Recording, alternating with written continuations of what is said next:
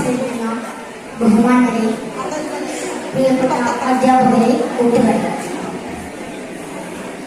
കേരളത്തിന്റെ സൃഷ്ടിപ്പിന് വേണ്ടി കേരള സർക്കാരും പൊതുവിദ്യാഭ്യാസ വകുപ്പും പ്രഖ്യാപിച്ച ഹരിത വിദ്യാലയം, ശുചിത്വ വിദ്യാലയം എന്ന പദ്ധതി നമ്മുടെ സ്കൂളിൽ വിജയകരമായി നടന്നുവരികയാണ്.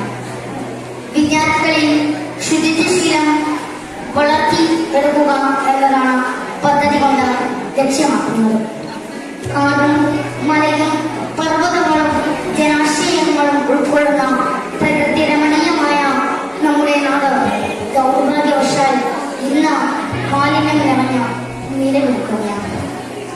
ആരാണ് നമ്മുടെ നാടും പരിസരവും ഇത്രമേൽ മാലിന്യം കൊണ്ട് നിറച്ചത് എന്ന ചോദ്യവുമായി നമ്മൾ അന്വേഷിച്ച് ചെല്ലുന്നേരത്ത് അതിന്റെ ഉത്തരം നമ്മൾ തന്നെയായിരിക്കും.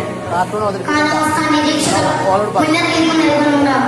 ഇന്ത്യയിൽ മഴയുടെ ലഭ്യത കുറയുകയും ഭൂഗർഭജലം ഉൾവലിയുകയും ചെയ്യുന്ന സാഹചര്യമാണ്. അപ്പോഴും പ്ലാസ്റ്റിക് മാലിന്യങ്ങളും ഈ വേസ്റ്റുകളും നീട്ടിയെറിഞ്ഞ നമ്മുടെ പുഴകളും അരുവികളും ജലസ്രോതസ്സുകളും മലിനമാക്കാൻ നാം തന്നെ മത്സരിക്കുകയാണ്. മണ്ണിൽ അലിഞ്ഞു ചേരാതെ തലമുറകൾക്ക് നാശം വിധിക്കുന്ന ഭീകരനായി പ്ലാസ്റ്റിക് നിലനിൽക്കുകയാണ്. ഞാൻ ഉൽപ്പാദിപ്പിക്കുന്ന മാലിന്യം അത് എന്റെ മാത്രം ഉത്തരവാദിത്വമാണ് എന്ന ബോധ്യത്തിലേക്ക് ഉയർന്നു വരാത്ത കാലത്തോളം ഈ നാടിനെ രക്ഷിക്കുവാൻ നമുക്കാവില്ല.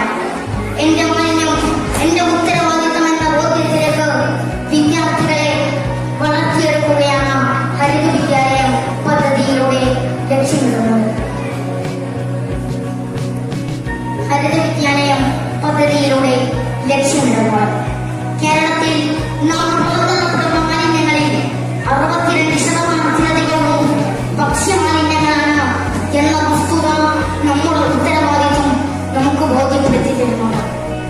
നമ്മുടെ ഓരോരുത്തരുടെയും വീട്ടിലെ മാലിന്യങ്ങൾ കൃത്യമായി തരംതിരിച്ച് ജൈവ മാലിന്യങ്ങൾ വീട്ടിൽ തന്നെ സംസ്കരിക്കുകയും അജൈവ മാലിന്യങ്ങൾ മാസം തോറും നമ്മുടെ വീട്ടിലെത്തുന്ന ഹരിതകർമ്മ സേന അംഗങ്ങളെ ഏൽപ്പിക്കുകയും ചെയ്താൽ എത്ര സുന്ദരമായ ഗ്രാമത്തെ നമുക്ക് സൃഷ്ടിച്ചെടുക്കാൻ കഴിയും.